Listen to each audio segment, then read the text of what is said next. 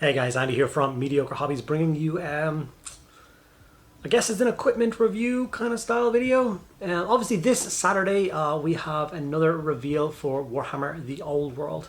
I don't know about you guys, but I am incredibly excited by The Old World returning and getting to engage in old Warhammer Fantasy battle games once again. It was one of my passions when it was first around. I was quite sad to see it go. As happy as I am that Age of Sigmar existed, I still very much want to play old Warhammer.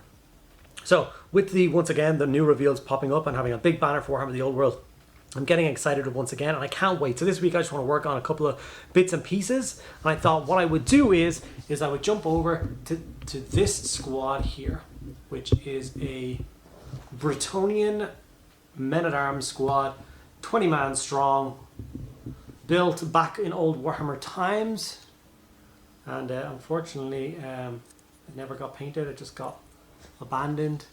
One of the last projects I was doing kind of before the end times.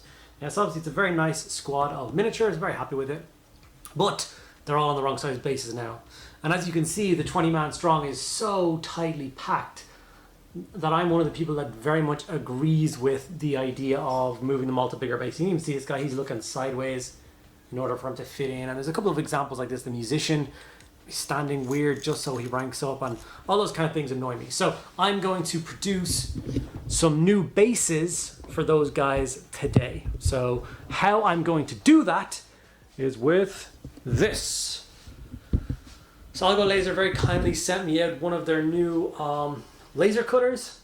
This is an MDF laser cutter, although you can cut out much more things than an MDF with it, but I will be using it to cut out MDF. It's a bit of a mess here because this is where all the cables go and all that, but powerful 22 watt laser. I'm going to be using 3mm MDF boards, and I'm going to be cutting out a movement tray for these guys, plus new bases for every single member of the squad, and making it all kind of flush and sit nice and look well. So I got to go over to the Lightburn program and kind of design that and see what it's going to look like. Remember once again what size new bases are going to be. Get them all lasered up, cut out. Then I will come across back to these guys. I'll get these clipped off of their old base on their new base, and yeah, then we'll come back and kind of have a look and see how it turned out. I for one am very excited to see what it looks like. I think it's going to fit much more comfortably, and the models are going to have just the space they need, just so the paint jobs really stand out and stuff. So let's hope that's what happens in my head, and let's move forward and design these bases that I'm going to need. I know it's just simple squares, but there's a bit of math involved, and math's not my strong suit, so wish me luck. Okay, so I've thrown together a very quick program in Lightburn. Lightburn is an amazing thing. I paid for the license key for it last year, and like I said, I don't use the laser cutting feature in my room an awful lot. But when I do, it's really nice to go back to Lightburn, already know that I've already paid for it, and just use all the different functions that I want. So I'm going to quickly turn this thing around and show you guys on my computer what I have done. And as you can see, it's not very complicated. All I've done is a grid for the actual models. These will represent the bases. So obviously it's a 5x4 grid. They are set out to be 25mm a piece, so they are the new correct size. I've also gone for a 5mm lip all the way around that will get cut out as well. And then I have done the same thing, a full-size plate as well. So basically the rim, the edge of this that gets cut out will get glued to this, which will create the movement tray, and then all these bases will slot in and be super flush with the design in here. So this is my current plan. Obviously I haven't done any test cutting with it just yet, so when I hit cut here, it will be the first time. I'll quickly look up what a 20 watt laser, 22 watt laser will cut through. I will of course cut through MDF like butter, but I'm going for maximum power, 100%, and 3.3mm per second for the cutting speed with I think a single pass. I'm going to give it a try at. Yeah, I do have some spare sheets. If this goes horribly wrong, I will of course just swap it out and change the settings, but that's what I'm going to go for as my first one. Hopefully I don't burn the bases, or hopefully I don't accidentally not cut through them. That would also be a disaster. So yeah, let's see how this goes. I'm excited to see how this works out, because I think this is how I plan to do all of my movement trays and bases for all Warhammer The Old World stuff. I want the nice MDF, I want them to sit flush. I don't want beveled edges or anything like that. I just want them to look like a scene in each and every unit. So this is what I want to do. So it should be easy enough. Let's get into it. So like I said, I quickly moved on and used the laser cutter to cut out the design that I had made. I call it design very loosely. Obviously it was just a couple of squares in a grid pattern and a design wrapped around that, so I could use it for a movement tray. This is a very easy thing to do. Obviously, it's a design that will, if I had to spend more time doing it, I would have placed it a little bit better on the board. Obviously, I'm wasting material here by just throwing it in the middle. But I wasn't bothered trying to figure out where the laser started. I'm sure it's a very easy thing to set up and do, but I was under a little bit of a time constraint today to get this done. As you can see, I cut out the frame, and each and every one of those lovely little squares is cutting out perfectly and in a single pass with the 22-watt laser from this amazing machine. Not really a lot left to say about how it performs. I mean, I've yet to use it for engraving and stuff. That will be coming a little bit later down the way for me. One of the things I would potentially like to do is take the base plate that I'm using for the movement tray, and instead of cutting, just engrave the grid of the trays or of the bases onto the bottom of that as well. So now let's say you're halfway through a game and this guy's missing. It's very clear to see that there's 7 guys missing, whereas only 2 guys left in that rank. I know it's not a terribly complicated thing, but I think it'd be a really cool thing to do. Another option would be to actually kind of put my logo on. A Mediocre Hobbies logo could be on the inside of all of my movement trays and stuff like that. Just a nice little touch as I'm playing a game as guys die. Or you can put funny messages. Your poor opponent can see that as guys are dying, he puts in, oh, I'm sad now, all that kind of funny stuff. So here's the pieces as they came out. As you can see, I just lifted up that tray and all the parts are still here. Everything is cut out perfectly. The frame, all 20 of the 25mm bases, movement tray, all of them just fall to pieces. Perfect. It's one of the best cutting experience I have ever had with a laser cutter is this moment here. It worked so perfectly first try. I was so delighted. Well, first try worked beautifully, cut exactly the way I wanted to. One single pass of the 22-watt laser, 3.3 mil per second at 100% power gave me exactly what I wanted. I now have, like I said, I cut out this frame which fits directly on top of this. So I'll glue that around there, and that will give me my movement tray. And then these are 25mm bases, which I will obviously be gluing the miniatures to. And then when I put them in here, it will all sit flush. So you know what I mean? I think it's going to be super, super sweet. So I'm going to do all the models now and show you guys that, and then show you the final result at the end. But I'm very excited by this so far. Okay, so as you can see, this is a guy that I've previously done ready for the old world. As a tester, I used a base modification. So this is obviously parts that clip onto the side of existing bases. And here's my measurement of my new base that I laser cut myself. And as you can see, they're perfect. They are exactly the right size. I'm super happy with that. The adapters are, of course, a great way to go, but I've always wanted to do them with the MDF bases and keep them flush. Like I said, I'm not a big fan of the beveled sides. It doesn't bother me in 40k at all because each guy is individually standing. But when it comes to a ranked up unit, I really want all the bases to sit completely flush with each other. And I have all these ideas of 3D printing like scenic pieces to go, you know, in the middle of a movement tray or whatever, and have models climbing over it or jumping over it, and having them kind of sit flush with each other. You know, I have big plans for those. You'll see in a future video, and I think it'll be a pretty cool video when I ever get a chance to do it. So all I'm using is some Geek Gaming Scenics quick basing, fast drying basing glue.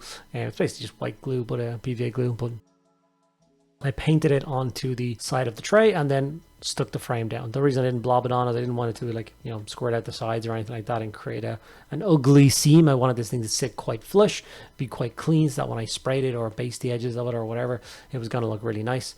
And here I am using just 2 of the bases to make sure that I get it square and lined up. And put a little bit of pressure to make sure that it's glued down. And then that's it. That's my movement tray constructed. Took about 2 seconds. After that, it was the main purpose of this video, which is of course the rebasing of old Warhammer Fantasy miniatures. A lot of people are having trouble with that, saying they're going to damage their miniatures, and this is the way that I do it to make sure that I don't do that. I get clippers and I destroy the base instead of trying to risk the feet of the miniature where, you know, I'm trying to run a blade underneath it or cut them off or clip them off. I destroy the base utterly around the feet of the miniatures, and then I just carve the remaining base parts off the feet. This is a tiny bit time consuming. I'd say it took me, I don't know, maybe 20 minutes to do the full squad. So I guess it's about a minute a model, maybe less, maybe 40 seconds a model, to cut them out and clean them up. And then of course glue them onto their new bases. Obviously I'm just using a touch of super glue under their feet. And gluing the banner bearer, which would of course always fall over in old games of Warhammer Fantasy. especially if there's any incline on the board whatsoever. Whereas now with the slightly larger MDF base, he is going to be much less likely to fall over in games. So I just continue this process, cutting away the rest of the bases for the entire 20-man squad. Taking my time, being careful not to do any damage to the feet, because that's a fairly simple process. You can kind of fall into a kind of a monotonous trance and just get the job done. Next guy, next guy, next guy. You've all been there with the hobby doing kind of batch work for different things. It's no different to that, getting a base coat on or getting some models built. Just sitting back and converting them. Here's what's left. You've got 20 models all cut out and cleaned off. The rest they're basing, which I said there's no salvaging those at all. Why would you want to salvage them? The sizes are no good anymore. Throw those bits out. Now you've got the 20 models and the new bases that I've done. So what I decided to do was fit all of the bases into the tray itself, making sure that white glue was dry because I didn't want any of the models to stick in. And then I just went through placing each and every model glued in so it fit nicely into the movement tray and ranked up into the unit. You can definitely see the space around the miniatures is a lot better. There's a lot more you can do. It's going to be a lot more comfortable removing casualties or setting them up. And I just think, lots of models are really nice. I don't want them cramped up and all their detail being covered up or hidden. I love the space they're going to get from this. And as you can see, it's a very quick step to get the rest of these models glued up and stuck down. So here is the full 20-man block ready to go. I think you know what I mean now when I talk about the idea of it being a super flush movement tray. And of course, the traditional banner falls over as usual. You can imagine this squad when it's all painted up, but more so you can imagine the base when I've added texture paste across the entire thing and add all the grass tufts and all the grass, all those kind of bits and pieces to it. I think it's going to sit beautifully and it's going to look really nice on the tabletop. Here is an example of what a block of 20 man-at-arms looks like next to the old size models. You can see how cramped and tight that old unit was, how uncomfortable it was to try and rank them up, how bad it was to paint them. Absolutely hate it. Here is the, like I said, the new modern size bases, a full block of 20. I really am very happy with the decision to make the bases bigger. Obviously, it is still up to you guys. It is your choice whether you want to rebase your armies or not. Games Workshop's not going to force you.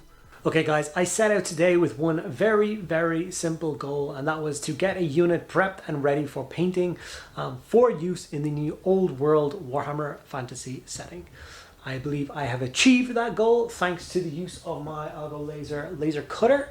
This thing was an absolute beast and very easy to use. Very happy with how it works, how it turned out. It connected to the Lightburn system. As soon as I basically plugged it into the machine, into my computer, detected it, settings went on.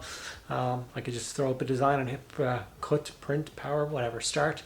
And it did exactly what I wanted to. So very much would recommend this laser cutter if it's something that you wanted to get into. I have absolutely no complaints about it whatsoever. The fact that it comes with the air pump as well, which is none of my other laser cutters have come with a laser with the air pump so far. That made a huge difference for keeping down the smoke and stuff in the room. It's not like smoke, but a little bit of the fumes off of it, and that kept that way down and kept the cuts a lot cleaner. So very much happy with that. If you're interested in this machine, I will put links to it below. You can go check it out for yourself. It's something you want to pick up and help you with all your cutting needs. Obviously, I've used it to cut out scenery before and get that together. Now I'm using it for Warhammer Fantasy bases. I've got a couple of projects coming up for making gaming aids and stuff like that, so we'll also show that off. I hope you enjoyed this video. I hope you liked the idea that I have for the movement trays and bases for Warhammer the Old World. If you did enjoy the video, make sure you give it a like.